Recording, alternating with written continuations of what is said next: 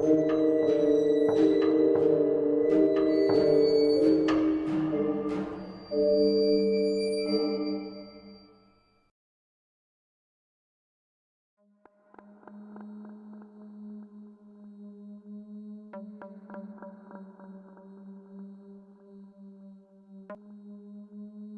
datang di rumah mati. Satu tangan menyentuh bahuku. Aku berbalik. Itu Josh. Aku tak akan berjalan-jalan, kecuali aku bisa mengambil bola basketku, katanya. Josh, tolong. Aku melihat kembali ke atap, dan gadis itu pergi. Aku merasa dingin. Kakiku bergetar semua. Aku meraih pegangan tangga. Yah, kemarilah. Tolong. Panggilku. Wajah Josh dipenuhi dengan kegelisahan. Hei, aku tak melakukan apa-apa, teriaknya. Tidak, itu bukan kau, kataku dan memanggil ayah lagi. Amanda, aku agak sibuk, kata ayah. Muncul di bawah kaki tangga, sudah berkeringat karena membongkar barang-barang ruang tamu. Yah, aku melihat seseorang, kataku. Di atas sana, seorang gadis. Aku menunjuk. Amanda, tolong, jawabnya dengan ekspresi wajah.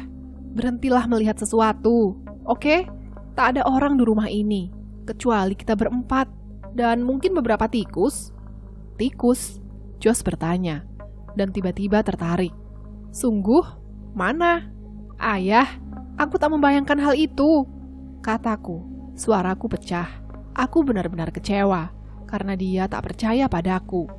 Amanda, lihat di atas sana, kata ayah menatap ke puncak tangga. Apa yang kau lihat? Aku mengikuti tatapannya. Ada setumpuk pakaianku di panggung anak tangga. Ibu pasti baru saja membongkarnya. Ini hanya pakaian, kata ayah tak sabar. Itu bukan gadis, itu pakaian. Dia memutar matanya. Maaf, kataku pelan. Aku mengulanginya saat aku mulai menaiki tangga. Maaf, tapi aku tak benar-benar merasa menyesal. Aku merasa bingung dan masih takut. Apakah mungkin yang aku pikir setumpuk pakaian adalah seorang gadis yang tersenyum? Tidak, aku tak berpikir begitu. Aku tidak gila, dan aku memiliki penglihatan yang benar-benar baik. Jadi, apa yang terjadi? Aku membuka pintu kamarku, menyalakan lampu kamar, dan melihat gorden-gorden berkibar di depan jendela. Oh, tidak lagi, pikirku. Aku bergegas menghampirinya. Kali ini, jendela terbuka. Siapa yang membukanya? Ibu, tebakku. Hangat, udara basah meniup ke dalam ruangan. Langit terasa berat dan abu-abu, baunya seperti hujan. Beralih ke tempat tidur, aku mendapatkan kejutan lain. Seseorang telah meletakkan pakaian untukku, sepasang jeans pudar dan biru pucat, kaos tanpa lengan. Semua itu menyebar berdampingan di kaki tempat tidur. Siapa yang menaruhnya di sana? Ibu. Aku berdiri di ambang pintu dan memanggilnya. Ibu, ibu, apakah kau memilih pakaian untukku? Aku bisa mendengar ia meneriakkan sesuatu dari lantai bawah, tapi aku tak bisa mengerti kata-katanya. Tenang Amanda, aku berkata pada diriku sendiri. Tenang, tentu saja ibu yang menempatkannya di sana.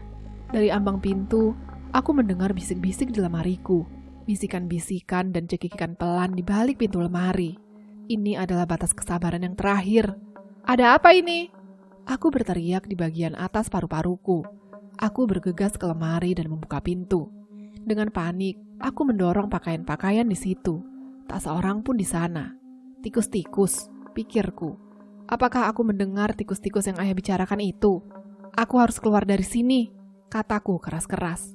Ruangan ini, aku menyadari, itu membuatku gila. Tidak, aku membuat diriku sendiri gila. Membayangkan semua hal aneh ini.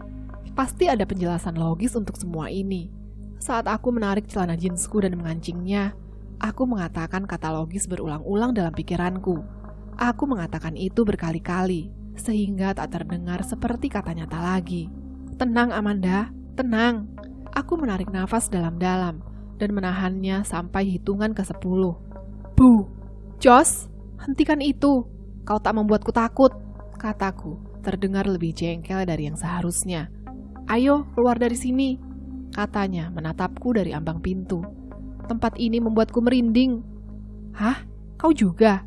Aku berseru. Apa masalahmu? Dia mulai mengatakan sesuatu, lalu berhenti. Dia tiba-tiba tampak malu. Lupakan saja, gumamnya. Tidak, katakan padaku. Aku bersikeras. Apa yang ingin kau katakan? Dia menendang papan hias di lantai. Aku semalam bermimpi yang benar-benar menyeramkan. Dia akhirnya mengakui. Melihatku melalui gorden yang berkibar di jendela. Sebuah mimpi. Aku ingat mimpi yang mengerikan. Ya, ada 2 anak laki-laki di kamarku. Dan mereka bermaksud. Apa yang mereka lakukan? Tanyaku.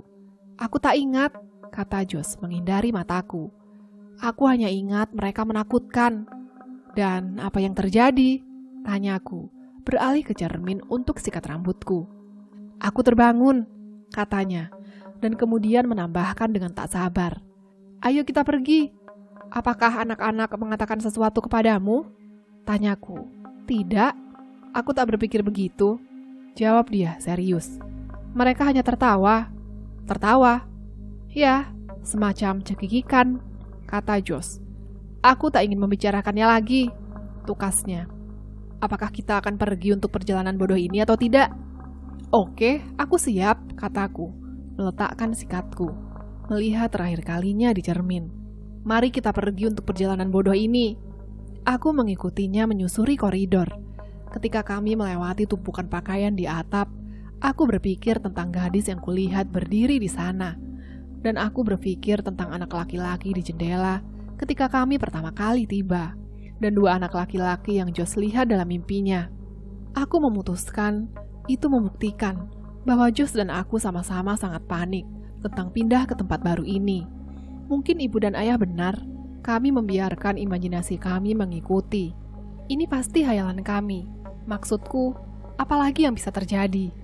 Beberapa detik kemudian, kami melangkah ke halaman belakang untuk membawa Pit. Dia senang melihat kami seperti biasa. Melompat pada kami dengan cakarnya yang berlumpur.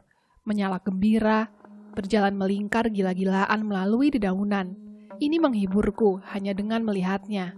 Suhu panas dan lembab, meskipun langit tampak kelabu. Tak ada angin sama sekali. Pohon-pohon tua yang tebal berdiri diam seperti patung. Kami turun dari ujung jalanan berkerikil ke jalanan. Sepatu kami menendang di daun-daun coklat kering. Pit berjalan zigzag di sisi kami. Pertama di depan kami, kemudian di belakang. Setidaknya ayah tidak meminta kita untuk menyapu semua daun-daun tua ini, kata Jos. Dia akan menyuruhnya. Aku memperingatkan. Aku tak berpikir begitu. Dia belum mengeluarkan sapu. Wajah Jos berubah. Kami berdiri di pinggir jalan, memandangi rumah kami. Jendela-jendela di lantai 2 menatap kembali pada kami seperti mata. Rumah tetangga sebelah. Aku melihat untuk pertama kalinya. Ukurannya sama seperti rumah kami. Kecuali itu atapnya bukan dari batu bata. Gorden-gorden di ruang tamu ditarik ke bawah, tertutup. Beberapa jendela di lantai atas tertutup. Pohon-pohon tinggi membuat rumah tetangga berada dalam kegelapan juga. Lewat mana? Tanya Jos, sambil melemparkan sepotong kayu untuk Pit kejar. Aku menunjuk ke jalan itu. Sekolah lewat jalan itu, kataku. Mari kita periksa. Jalanan menanjak miring. Jos mengambil satu cabang pohon kecil dari sisi jalan dan menggunakannya sebagai tongkat. Pit terus berusaha mengunyah, sementara Jos berjalan. Kami tak melihat siapapun di jalanan atau di salah satu halaman depan yang kami lewati. Tak ada mobil lewat. Aku mulai berpikir, seluruh kota itu sepertinya kosong, sampai anak itu keluar dari balik bukit yang rendah. Dia muncul begitu tiba-tiba. Baik Jos dan aku berhenti di jalan kami. Hai, katanya malu-malu, melambai sedikit pada kami. Hai, jawab Jos dan aku pada saat yang sama. Lalu, sebelum kita menariknya kembali, Pit berlari ke anak itu, mengendus sepatu, dan mulai menggeram dan menyalak. Anak itu melangkah mundur dan mengangkat tangannya seolah-olah ia melindungi dirinya sendiri. Dia terlihat sangat ketakutan. Pit, berhenti! Teriakku. Jos meraih anjing dan mengangkatnya, tapi ia terus menggeram. Dia tak menggigit, kataku pada anak itu. Dia biasanya juga tak menggonggong. Aku minta maaf. Tak apa-apa, kata anak itu menatap Pit yang menggeliat-geliat untuk keluar dari lengan Jos. Dia mungkin mencium bau sesuatu padaku. "Pit, berhenti!" teriakku. Anjing itu tak berhenti menggeliat. "Kau tak ingin diikat, bukan?" Anak itu pendek, rambut pirang bergelombang dan mata biru sangat pucat. Dia memiliki hidung yang tampak lucu, sepertinya keluar dari satu tempat di wajah seriusnya. Dia mengenakan kaos lengan panjang merah tua, meskipun hari itu lembab, dan celana jeans hitam lurus. Dia memiliki topi baseball biru yang dimasukkan ke saku belakang celana jeansnya. "Aku Amanda Benson," kataku. "Dan ini adalah adikku, Josh." Josh ragu-ragu menempatkan Pit kembali di tanah. Anjing itu menggonggong sekali, menatap anak itu, merintih pelan, lalu duduk di jalan, dan mulai untuk menggaruk dirinya sendiri. "Aku Ray Thurston," kata anak itu, memasukkan tangan ke saku celana jeans, masih menatap waspada pada Pit. Dia tampak sedikit lebih santai, meskipun melihat anjing yang telah kehilangan minat untuk menggonggong dan menggeram ke arahnya. Aku tiba-tiba menyadari bahwa Ray tampak akrab. Di mana aku melihatnya sebelumnya? Di mana? Aku menatapnya tajam, sampai aku ingat. Dan lalu, aku tersentak kaget tiba-tiba. Ray adalah anak itu. Anak yang di kamarku. Anak laki-laki di jendela. "Kau..." Aku tergagap menuduh. "Kau di rumah kami?" Dia tampak bingung. "Hah? Kau berada di kamarku kan?" Aku bersikeras. Dia tertawa. "Aku tak mengerti," katanya. "Di kamarmu." Pit mengangkat kepalanya dan memberikan geraman pelan ke arah Ray. Lalu ia kembali menggaruk dengan serius. "Kupikir aku melihatmu," kataku, mulai merasa sedikit ragu. "Mungkin itu bukan dia. Mungkin..." "Aku tak berada di rumahmu dalam waktu yang lama," kata Ray sambil waspada pada Pit. "Satu waktu yang lama?" "Iya, aku dulu tinggal di rumahmu," jawabnya. "Hah?" Josh dan aku menatapnya dengan heran. "Rumah kami?" Ray mengangguk. "Ketika kami pertama kali pindah ke sini," katanya. Dia mengambil sebuah kerikil datar dan melemparnya ke jalan. Pit menggeram, mulai mengejarnya, berubah pikiran, dan menjatuhkannya kembali di jalan. Ekornya bergoyang-goyang bersemangat. Awan tebal turun di langit. Tampaknya akan menjadi lebih gelap. "Kau tinggal di mana sekarang?" tanyaku. Ray melemparkan batu lagi, kemudian menunjuk jalan itu. "Apakah kau suka rumah kami, Josh?" tanya Ray. "Ya, itu bagus," kata Ray padanya. "Bagus dan teduh. Kau suka itu?" teriak Josh. "Kupikir rumah itu kotor, begitu gelap, dan..." Pit menyela. Dia memutuskan untuk mulai menggonggong pada Ray lagi, berlari sampai beberapa senti di depan Ray, lalu mundur. Ray mengambil beberapa langkah hati-hati kembali ke tepi trotoar. Josh menarik tali dari saku celana pendeknya. "Maaf, Pit," katanya. Aku memegang anjing yang menggeram itu, sementara Josh memasang tali untuk ban lehernya. "Dia tak pernah melakukan ini sebelumnya." "Sungguh," kataku, meminta maaf kepada Ray. Tali itu tampaknya membingungkan Pit. Ia menyentak tali itu, menarik Josh ke seberang jalan. Tapi setidaknya dia berhenti menggonggong. "Mari kita lakukan sesuatu," kata Josh tak sabar. "Seperti apa?" Ray bertanya. Ia lebih santai sekarang, karena Pit diikat oleh tali. Kami semua berpikir untuk sementara waktu. "Mungkin kita bisa pergi ke rumahmu?" usul Josh pada Ray. Ray menggeleng. "Tidak, aku tak berpikir begitu," katanya. "Jangan sekarang." "Di mana semua orang?" Aku bertanya memandang ke jalan kosong. "Di sini seperti tidak ada kehidupan ya?" Dia terkekeh. "Ya, kukira kau bisa mengatakan itu," katanya. "Mau pergi ke taman bermain di belakang sekolah?" "Oke," aku setuju. Kami bertiga menuju jalan. Ray memimpin jalan. Aku berjalan beberapa langkah di belakangnya. Josh memegang cabang pohon di satu tangan, tali di tangan lainnya. Pit berlari-lari di jalan ini. Itu membuat Josh benar-benar kerepotan waktu itu. Kami tak melihat gerombolan anak-anak sampai kita berbelok. Ada 10 atau 12 dari mereka. Sebagian besar anak laki-laki, namun ada beberapa gadis juga. Mereka tertawa dan berteriak, mendorong satu sama lain, bermain-main. Mereka datang ke arah kami di tengah-tengah jalan. Beberapa dari mereka aku lihat seusiaku, sisanya remaja. Mereka mengenakan celana jeans dan kaos berwarna gelap. Salah satu gadis berdiri keluar. Dia mempunyai rambut pirang lurus panjang, dan memakai celana panjang tipis elastis berwarna hijau. "Hei, lihat!" teriak anak laki-laki jangkung dengan rambut hitam licin menunjuk pada kami. Melihat Ray, Josh, dan aku, mereka jadi tenang, tetapi tak berhenti bergerak ke arah kami. Beberapa dari mereka tertawa, seolah-olah mereka menikmati gurauan mereka sendiri. Kami bertiga berhenti dan mengamati mereka mendekat. Aku tersenyum dan menunggu untuk menyapa. Pete menarik-narik tali dan menggonggong kepadanya. "Hai teman-teman," kata anak jangkung dengan rambut hitam, menyeringai. Yang lainnya berpikir ini sangat lucu untuk beberapa alasan. Mereka tertawa. Gadis bercelana panjang hijau memberi sedikit dorongan pada anak laki-laki berambut merah yang hampir membuatnya terjatuh di depanku. "Bagaimana kabarmu, Ray?" tanya seorang gadis dengan rambut hitam pendek, tersenyum pada Ray. "Tak buruk." "Hai teman-teman," jawab Ray. Dia berbalik pada Josh dan aku. "Ini adalah beberapa temanku. Mereka semua dari lingkungan ini." "Hai," katanya. "Hai," kataku merasa canggung. Aku berharap Pete berhenti menggonggong dan menarik-narik talinya seperti itu. Josh yang malang pasti sudah kewalahan memeganginya. "Ini George Carpenter," kata Ray, sambil menunjuk anak laki-laki berambut merah pendek yang mengangguk. "Dan Jerry Franklin, Karen Somerset, dan Bill Gregorius." Dia berkeliling lingkaran, menyebut nama setiap anak. Kucoba mengingat semua nama, tetapi tentu saja itu mustahil. "Bagaimana? Kau suka Dark Falls?"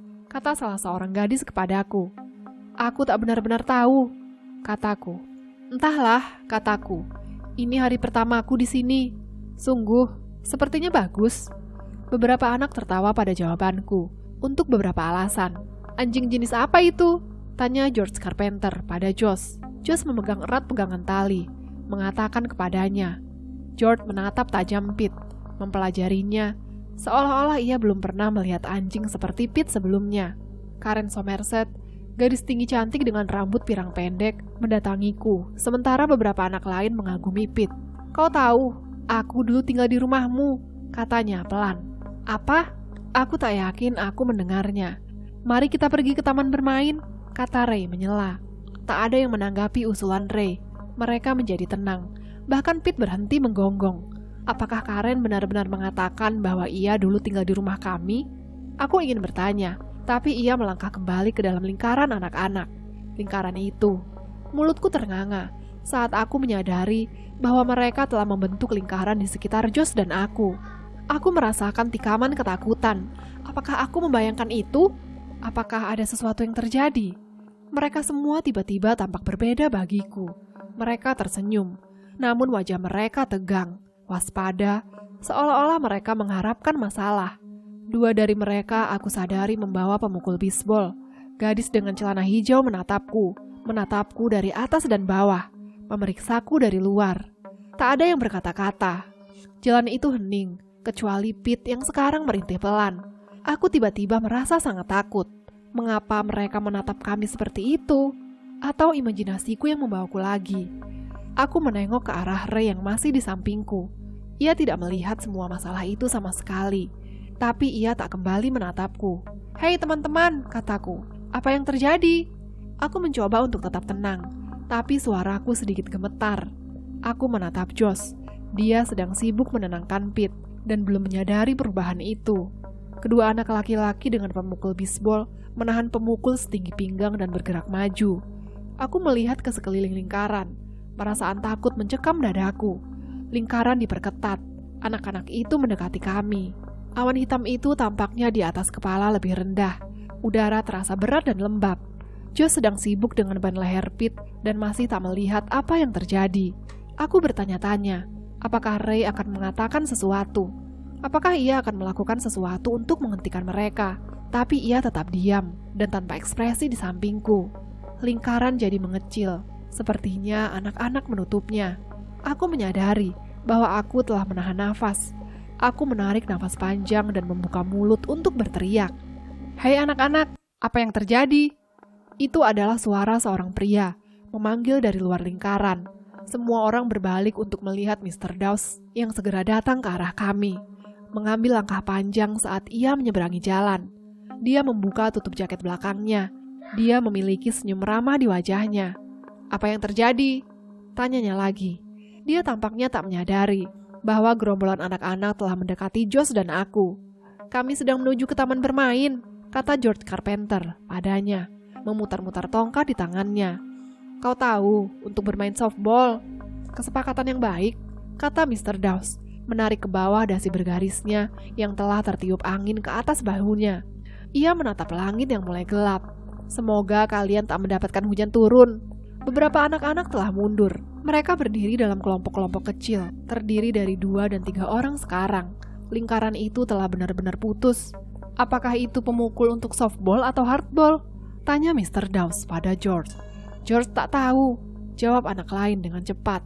"Dia tak pernah memukul apapun dengan itu." Anak-anak semuanya tertawa. George bergurau, pura-pura mengancam anak itu, datang kepadanya dengan pemukul.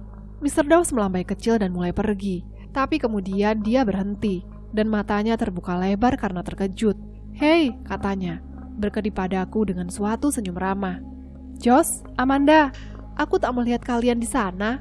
"Selamat pagi," gumamku. Aku merasa sangat bingung. Beberapa saat yang lalu, aku merasa sangat takut. Sekarang, semua orang di sekelilingku tertawa dan bercanda. Apakah aku membayangkan bahwa anak-anak bergerak ke arah kami? Ray dan Josh sepertinya tak melihat sesuatu yang aneh. Apakah itu hanya aku dan imajinasiku yang berlebihan? Apa yang akan terjadi jika Mr. Dawes tak datang? "Bagaimana kalian berdua dengan rumah baru itu?" tanya Mr. Dawes sambil merapikan rambut pirangnya yang bergelombang. "Oke," jawab Josh dan aku bersama-sama. Sambil menatap Mr. Dawes, Pete mulai menggonggong dan menarik-narik tali. Mr. Dawes menampilkan ekspresi terluka berlebihan di wajahnya. "Aku kecewa," katanya. "Anjing kalian masih tak menyukaiku." Dia membungkuk di atas Pete. "Hei anjing, santailah." Pete menggonggong kembali dengan marah. "Dia hari ini tampaknya tak menyukai siapa saja," kataku, meminta maaf pada Mr. Dawes. Mr. Dawes kembali berdiri dan mengangkat bahu. "Aku tak dapat memenangkan semuanya." Dia mulai kembali ke mobilnya, yang diparkir beberapa meter di jalan. "Aku sedang menuju ke rumah kalian," katanya pada Josh dan aku. "Hanya ingin melihat, apakah ada yang bisa kulakukan untuk membantu orang tua kalian. Bersenang-senanglah anak-anak." Aku melihatnya naik ke mobilnya dan pergi. "Dia pria yang baik," kata Ray. "Ya, aku setuju." Aku masih merasa tak nyaman. Bertanya-tanya, apa yang akan dilakukan anak-anak sekarang saat Mr. Dawes sudah pergi? Apakah mereka membentuk lingkaran menakutkan lagi? Tidak, ternyata tidak. Semua orang mulai berjalan menuju ke bawah blok untuk bermain di belakang sekolah. Mereka saling bercanda dan berbicara normal, dan cukup banyak mengabaikan Josh dan aku. Aku mulai merasa sedikit konyol. Jelas bahwa mereka tak berusaha untuk menakut-nakuti Josh dan aku. Aku harus mengeluarkan semua itu dari pikiranku. Harus. Setidaknya, aku berkata pada diriku sendiri. Aku tak berteriak atau membuat kegaduhan. Setidaknya, aku tak membodohi diriku. Taman bermain ini benar-benar kosong. Kuduga, kebanyakan anak-anak tetap tinggal di rumah karena langit yang gelap.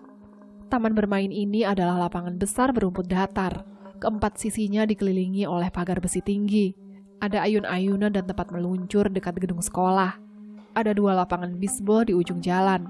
Di luar pagar, aku bisa melihat deretan lapangan tenis yang juga sepi. Josh mengikat Pete ke pagar, lalu datang berlari untuk bergabung dengan kami. Anak laki-laki bernama Jerry Franklin membuat tim.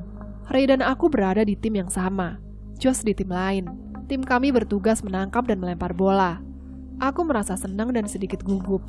Aku bukan pemain softball terbaik di dunia. Aku bisa memukul bola cukup baik, tapi di lapangan, aku sungguh-sungguh tolol. Untungnya, Jerry mengaturku ke bagian kanan, di mana tak banyak bola yang terpukul. Awan mulai mengecil, dan langit pun lebih terang. Kami bermain 2 babak penuh. Tim lain menang, 8-2. Aku bersenang-senang. Aku hanya kalah pada 1 permainan, dan aku memukul ganda di waktu pukulan pertamaku. Sangat menyenangkan berada bersama kelompok baru anak-anak. Mereka tampaknya benar-benar baik, terutama gadis itu yang bernama Karen Somerset, yang berbicara denganku saat kami menunggu giliran memukul. Karen punya senyum yang indah, meskipun dia mengenakan kawat gigi pada semua giginya, atas dan bawah. Dia tampak sangat ingin berteman. Matahari keluar saat timku mulai menempati lapangan untuk awal inning ketiga. Tiba-tiba, Aku mendengar suara peluit, keras melengking. Aku melihat sekeliling, sampai aku melihat bahwa itu Jerry Franklin meniup satu peluit perak. Semua orang berlari ke arahnya. "Sebaiknya kita berhenti," katanya, menatap langit yang cerah. "Ingat, kita sudah berjanji pada keluarga kita bahwa kita akan pulang untuk makan siang." Aku melirik jam tanganku. Ini baru jam 11.30, masih awal. Tapi aku terkejut, tak ada yang protes. Mereka semua saling melambai dan mengucapkan perpisahan, dan lalu mulai berlari. Aku tak bisa percaya betapa cepatnya mereka pergi, seolah-olah mereka sedang balapan atau sesuatu. Karen berlari melewatiku seperti yang lain, kepalanya ke bawah, ekspresi serius tampak di wajahnya yang cantik. Lalu ia tiba-tiba berhenti dan berbalik. "Senang bertemu denganmu, Amanda," teriaknya kembali. "Kita harus bertemu kapan-kapan." "Baik," aku memanggilnya.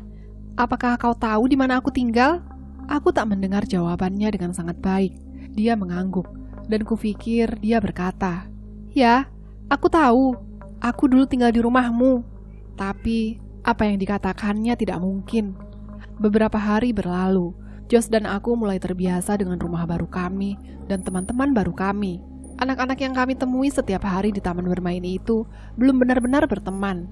Mereka berbicara dengan Josh dan aku dan membiarkan kami di tim mereka. Tapi itu sangat sulit untuk mengenal mereka. Di kamarku, aku terus mendengar bisikan-bisikan di larut malam, juga cekikikan lembut. Tapi aku memaksakan diri untuk mengabaikannya. Suatu malam, kupikir aku melihat seorang gadis berpakaian serba putih di ujung lorong lantai atas. Tapi ketika aku berjalan untuk menyelidiki, hanya ada setumpuk lembar spray kotor dan lain pada dinding. Josh dan aku telah menyesuaikan diri, tapi Pete masih bertingkah sangat aneh.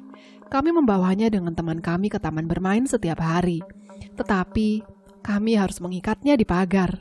Jika tidak, ia akan menggonggong dan mendadak menggigit semua anak. "Dia masih gugup berada di tempat yang baru," kataku pada Josh. "Dia akan tenang." Tapi Pete tak tenang. Dan sekitar 2 minggu kemudian, kami menyelesaikan satu permainan softball dengan Ray, Karen Somerset, Jerry Franklin, dan George Carpenter, dan sekelompok anak-anak lain. Ketika aku melihat ke pagar dan melihat bahwa Pete pergi. Entah bagaimana, ia berhasil lepas dari tali dan melarikan diri. Kami mencari berjam-jam, memanggil, "Pete!" Berkeliling dari blok ke blok, mencari di halaman depan dan halaman belakang, di tanah-tanah kosong dan hutan-hutan. Kemudian, setelah berputar-putar di lingkungan itu 2 kali, Josh dan aku tiba-tiba menyadari bahwa kami tak tahu di mana kami berada. Jalan-jalan Drag Falls tampak sama. Mereka semua dibatasi dengan batu bata tua lebar, atau rumah papan. Semua penuh dengan pohon-pohon tua yang rindang. "Aku tak percaya, kita tersesat," kata Josh, bersandar ke batang pohon, berusaha mengatur nafas. "Anjing tolol itu," gumamku. Mataku mencari di jalanan. Mengapa dia melakukan ini? Dia tak pernah melarikan diri sebelumnya. "Aku tak tahu bagaimana dia bisa lepas," kata Josh, menggelengkan kepalanya, lalu menyeka dahinya yang berkeringat dengan lengan kaosnya. "Aku mengikatnya dengan baik." "Hei, mungkin ia berlari pulang," kataku. Ide itu segera membuatku gembira. "Ya." Josh melangkah menjauh dari pohon dan kembali ke arahku. "Aku berani bertaruh. Kau benar, Amanda. Dia mungkin berada di rumah selama berjam-jam." "Wow, kita sudah menjadi bodoh. Kita harusnya memeriksa rumah pertama kali. Mari kita pergi." "Oke," kataku, memandang berkeliling pada pekarangan yang kosong. "Kita hanya harus mencari tahu jalan ke rumah." Aku mendongak dan ke bawah jalan, mencoba untuk mencari tahu kemana kami akan berbelok ketika kami meninggalkan halaman sekolah. Aku tak ingat, jadi kami hanya mulai berjalan. Untungnya, saat kami tiba di tikungan berikutnya, sekolah mulai terlihat. Kami telah membuat sebuah lingkaran penuh. Mudah untuk menemukan jalan kita dari sana. Melewati taman bermain itu, aku menatap tempat di pagar di mana Pete telah diikat. Anjing membuat onar itu, dia bertindak begitu buruk sejak kami datang ke Drag Falls. Apakah ia berada di rumah saat kami sampai di sana? Aku berharap begitu. Beberapa menit kemudian, Josh dan aku berlari di jalanan berkerikil, memanggil nama anjing sekuat kita. Pintu depan terbuka dengan keras, dan ibu, rambutnya diikat dengan sebuah sapu tangan besar berwarna merah terang. Lutut celana jeansnya tertutup dengan debu, melongok keluar. Dia dan ayah telah mengecat teras belakang. Dari mana saja kalian berdua? Makan siang 2 jam yang lalu. Josh dan aku sama-sama menjawab pada waktu yang sama. Apakah Pete di sini? Kami sedang mencari Pete. Apakah dia di sini? Wajah ibu penuh dengan kebingungan. Pete? Kupikir dia bersama kalian. Hatiku tenggelam. Josh merosot ke jalan masuk dengan satu desahan keras, telentang datar di atas kerikil dan daun. Kau belum melihatnya? Tanyaku. Suaraku gemetar menunjukkan kekecewaanku. Dia bersama kami, tapi dia lari. Oh, aku... Maaf, kata ibu. Isyarat bagi Josh untuk bangun dari jalan masuk. Dia lari. Kupikir kalian telah menahannya dengan tali. Kau harus membantu kami menemukannya, pinta Josh. Tak bergeming dari tanah. Bawa mobil, kita harus menemukannya. Sekarang. Aku yakin dia tak jauh, kata ibu. Kalian pasti kelaparan. Masuklah dan makan siang. Kemudian kita akan... Tidak, sekarang juga, jerit Josh. Apa yang terjadi? Tanya ayah. Wajah dan rambutnya tertutup dengan bintik-bintik kecil dari cat putih, bergabung dengan ibu di teras depan. Josh, apa maksud teriakan ini? Kami menjelaskan kepada ayah apa yang terjadi. Dia mengatakan bahwa ia terlalu sibuk untuk berkeliling mencari Pete. Ibu bilang dia akan melakukannya. Tetapi hanya setelah kami makan siang. Aku menarik kedua lengan Josh dan menyeretnya ke dalam rumah. Kami memakan beberapa selai kacang dan jelly sandwich. Kemudian, ibu mengambil mobil keluar dari garasi, dan kami berkendara di sekeliling dan sekitar lingkungan mencari hewan peliharaan kami yang hilang. Tak berhasil. Tak ada tanda darinya. Josh dan aku sedih, patah hati. Ibu dan ayah menelpon polisi setempat. Ayah terus mengatakan bahwa Pete memahami arah, bahwa ia akan muncul sebentar lagi. Tapi kita tak benar-benar percaya. Di mana dia? Kami berempat makan malam dalam keheningan. Itu adalah malam hari terpanjang paling mengerikan dalam hidupku. Aku mengikatnya dengan baik. Ulang Josh, hampir menangis. Piring makannya masih penuh. Anjing adalah hewan yang pintar dalam melarikan diri, kata ayah. Jangan khawatir, dia akan muncul. Beberapa malam untuk suatu pesta, kata ibu murung. Aku sudah lupa bahwa mereka akan keluar. Beberapa tetangga di blok sebelah telah mengundang mereka ke pesta besar makan malam seadanya. Aku yakin tak ingin berpesta juga, kata ayah sambil mendesah. Aku mengaduk cat sepanjang hari, tapi kurasa kita harus bertetangga. Anak-anak tentunya akan baik-baik saja kan di sini? Kurasa, kataku, berpikir tentang Pete. Aku terus mendengar gonggongannya, mendengarkan garukan di pintu, tapi tidak. Berjam-jam berlalu, Pete masih belum muncul ketika waktu tidur tiba. Josh dan aku sama-sama menyelinap ke atas. Aku merasa benar-benar lelah, capek dari semua kekhawatiran, berlari-lari dan mencari Pete. Tapi aku tahu, aku tak akan pernah bisa tidur. Di lorong, di luar pintu kamar tidurku, aku mendengar bisik-bisik dari dalam kamarku dan langkah-langkah pelan. Itu suara yang biasa terdengar di kamarku. Tapi aku tahu, aku sama sekali tak takut padanya atau terkejut lagi. Tanpa ragu, aku melangkah ke kamarku dan menghidupkan lampu. Ruangan itu kosong. Seharusnya aku tahu itu. Suara-suara misterius itu menghilang. Aku melirik gorden, berbaring lurus dan diam. Lalu aku melihat pakaian yang berserakan di tempat tidurku. Beberapa pasang jeans, beberapa kaos, beberapa sweater. Satu-satunya baju atasan rokku. Itu aneh, pikirku. Ibu adalah orang yang sangat rapi. Jika dia telah mencuci pakaian-pakaian ini, dia pasti akan menggantungnya atau menempatkannya ke dalam lemari pakaian. Sambil menghela nafas letih, aku mulai mengumpulkan pakaian dan menyimpannya. Kupikir ibu sedang banyak kerjaan. Dia mungkin telah mencuci barang-barang itu dan kemudian meninggalkannya di sini untuk aku bereskan. Atau dia menaruh semuanya dulu di sini, kemudian berencana kembali lagi dan menyimpannya. Dan lalu sibuk dengan pekerjaan-pekerjaan lain. Setengah jam kemudian, aku masuk ke tempat tidurku, terjaga, menata bayangan di langit-langit. Beberapa waktu setelah itu, aku tak tahu waktunya. Aku masih terjaga, masih berpikir tentang Pete. Berpikir tentang anak-anak baru yang kutemui. Berpikir tentang lingkungan baru ketika aku mendengar pintu kamarku berderit dan berayun terbuka. Langkah-langkah kaki berderi di papan lantai. Aku duduk di kegelapan. Sepertinya seseorang bergerak pelan ke kamarku. Amanda, shh, ini aku. Kaget. Aku butuh beberapa detik untuk mengenali yang berbisik. Josh, apa yang kau inginkan? Apa yang kau lakukan di sini? Aku tersentak saat satu cahaya menyilaukan memaksaku untuk menutupi mataku. Ups, maaf, kata Josh. Senterku, aku tak bermaksud. Aduh, itu terang, kataku berkedip. Dia mengarahkan sorotan yang kuat dari cahaya putih ke langit-langit. Ya, ini senter halogen, katanya. Nah, apa yang kau inginkan? Tanyaku kesal. Aku masih tak bisa melihat dengan baik. Aku mengusap mataku, tapi tak membantu. Aku tahu di mana Pete, bisik Josh, dan aku akan pergi mengambilnya. Ayo pergi bersamaku. Hah? Aku menatap jam kecil di meja tempat tidurku. Ini sudah tengah malam, Josh. Ayo, tak akan lama. Sungguh.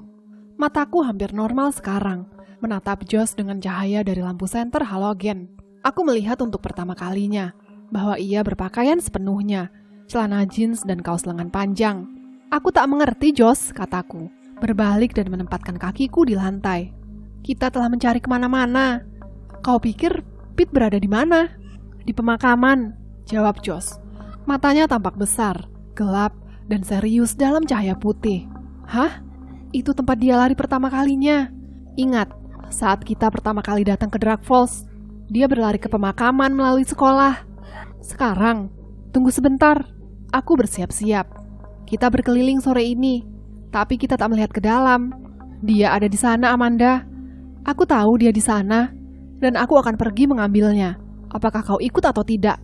Josh, tenang, kataku, meletakkan tanganku di bahunya yang sempit. Aku terkejut menemukan bahwa ia gemetar. Tak ada alasan bagi Pete berada di pemakaman itu. Disitulah ia pergi pertama kalinya. Tegas Josh. Dia mencari sesuatu di sana hari itu. Aku tahu dia ada di sana lagi, Amanda. Dia mendorongku. Kau ikut atau tidak? Adikku adalah orang yang paling keras kepala. Orang yang paling kepala batu di dunia. Josh, kau benar-benar akan pergi ke pemakaman yang aneh selarut malam ini? Tanyaku. Aku tak takut, katanya, menyorotkan cahaya terang di sekeliling kamarku. Sejenak, kupikir lampu menangkap seseorang, bersembunyi di balik gorden. Aku membuka mulutku untuk berteriak. Tapi tak ada orang di sana. Kau ikut atau tidak? Ulangnya tak sabar. Aku akan mengatakan tidak. Tapi lalu, melirik gorden, kupikir itu mungkin di luar sana. Di kuburan itu tak lebih menakutkan daripada di kamar tidurku sendiri. Iya, oke, kataku enggan. Keluar dari sini, biarkan aku berpakaian. Oke, bisiknya mematikan senter, membuat kami ke dalam kegelapan. Temui aku di ujung jalan masuk. Josh, lihat pemakaman itu satu kali secepatnya. Lalu kita buru-buru pulang, paham? Kataku padanya. Iya, kita akan ada di rumah sebelum ibu dan ayah kembali dari pesta itu. Dia bergerak pelan keluar. Aku bisa mendengarnya berjalan cepat menuruni tangga. Ini adalah ide paling gila yang pernah ada. Aku berkata pada diriku sendiri saat aku mencari dalam kegelapan selama mencari beberapa pakaian untuk dipakai. Dan ini juga akan mengasihkan. Josh salah. Tak diragukan lagi, Pete akan berkeliaran di kuburan itu sekarang. Kenapa dia harus ke sana? Tapi setidaknya, ini bukan perjalanan yang lama. Dan ini adalah sebuah petualangan. Sesuatu yang bisa kuceritakan pada Katie saat kembali ke rumah. Dan jika Josh benar, dan kami berhasil menemukan Pete malang yang hilang, tentu itu sangat bagus. Beberapa menit kemudian, dengan mengenakan jeans dan kaos, aku bergerak pelan-pelan keluar dari rumah dan bergabung dengan Josh di halaman bawah. Malam itu masih hangat. Satu lapisan awan tebal menutupi bulan. Aku menyadari untuk pertama kalinya bahwa tak ada lampu jalan di blok kami. Josh menyorotkan senter halogen ke arah bawah pada kaki kami. Kau sudah siap? Tanyanya. Pertanyaan bodoh. Apakah aku akan berdiri di sini jika aku tak siap?